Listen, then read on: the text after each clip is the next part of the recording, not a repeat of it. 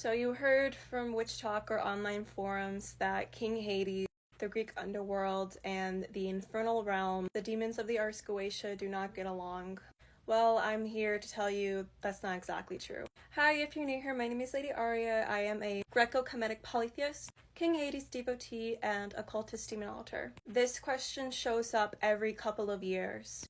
And it's kind of regurgitated by certain UPGs that other demonologers or pagans have experienced, but in a very cartoonish way, especially when it comes to Lucifer and King Hades.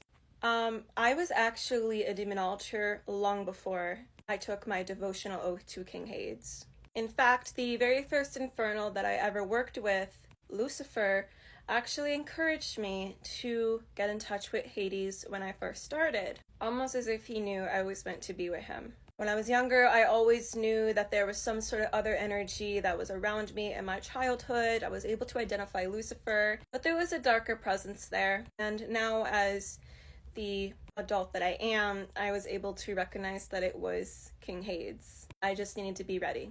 So, I started off with Demons of the Goetia for a few years before finding out King Hades was my patron and committing myself to him. It was a very, transitional and transactional way of working with him and worshiping him. I had to learn about the Greek underworld in a lot more detail. I took mythology classes growing up. I already was pretty Hellenic in my practice. The Greek underworld is way different than the infernal realm and the demons of the Ars Goetia. There is a Goetia and Greco-Kemetic sorcery, but it kind of just means band of spirits or daemons that follow Hecate, which she kind of rules over it. So it's her legions of ghosts, basically. It was spelled differently. And now we see Goetia more equivalent to Solomon. Those are two very different Goetias. The modern day word for demon comes from the word daimon, which means lesser spirit, not a god, not a human, somewhere in the in-between. There are daemons in the Greek underworld. They are not demons of the Ars Goetia. And that tends to lead to a lot of confusion because sometimes pagan gods do get equivalent to demons in the Goetia, or pagan gods get oversaturated to be demons, like SS Connolly making Hades, Persephone, and even some Egyptian gods demons. I don't see it as the case. Some people see Neberis as Subris, Gobros. I don't see that as that, no. Now, this is where a lot of people think happens. People think that Hades and demons like Lucifer don't get along. There's always some kind of cartoonish way of thinking about it, like Hades is this old man that's stuck in his old ways and Lucifer is like younger and like more rebellious. That's fantasy. That's a UPG. It should not be taken into account by anybody. I've worked with both. People all over the place have worked with both. Never had an issue. Now, what Hades has recognized to me in my practice is that since Christian Judaic terminology has oversaturated the culture, certain words like hell and Hades have become synonymous, and they kind of see it as one equivalent to the other in our modern day time.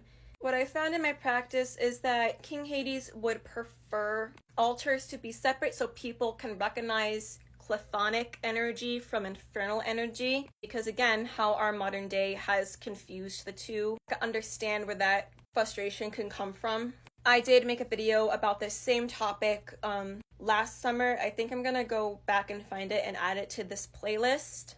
Hades' underworld is vastly different, has its own rules, own geographical output. It is not the same as the infernal realm. Hades is absolutely beautiful, and technically speaking, Hades is not just the god of the underworld, he is the underworld.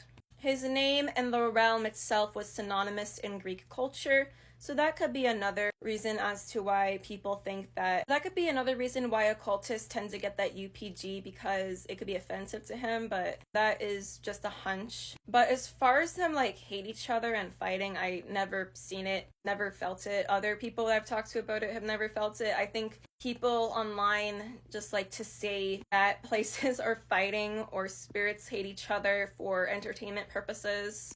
King Hades always keeps to himself, even when it comes to mythology and the gods of Olympus. He always tends to keep by himself. If it doesn't revolve around his realm. He doesn't really care, from what I've noticed. I hope my explanation cleared up some confusion. This question tends to come up every couple of years, but every year that goes by, I keep on proving it wrong. If you guys would like to see more content about King Hades, if you guys would like to see more Hades content or more demonology content, please follow, like, share. Let me know in the comments if you have any more questions about it, and continue following for more archaeology and occult history.